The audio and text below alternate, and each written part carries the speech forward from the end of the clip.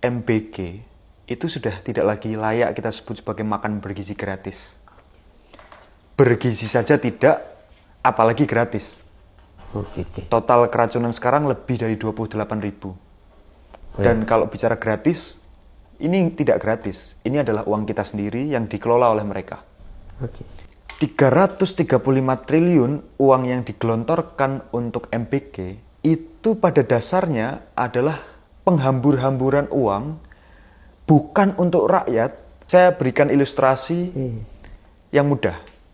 Satu SPPG itu per tahun bisa punya laba minimal 1,8 miliar, Bang.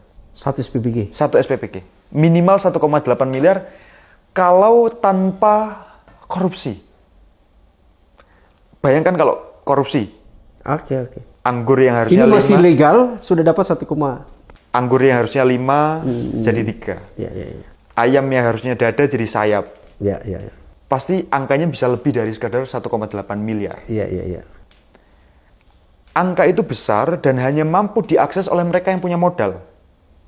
Artinya mereka yang bisa punya SPPG, selain harus punya modal secara ekonomi, juga harus punya modal secara politik. Iya. Karena akses untuk mendapatkan SPPG itu melalui mekanisme yang sangat tertutup.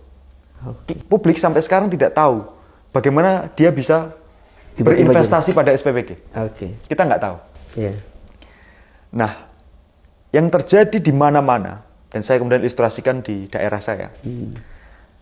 Ketua DPC partainya Pak Presiden itu mengelola 9 SPPG, Bang. DPC? Ketua DPC. 9 SPPG? 9 SPPG.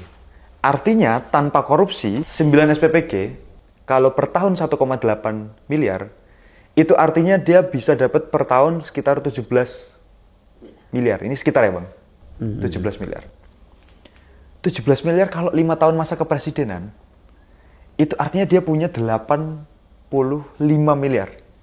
Baru satu orang itu? Satu orang itu, dengan 9 SPPG dalam 5 tahun masa kepresidenan.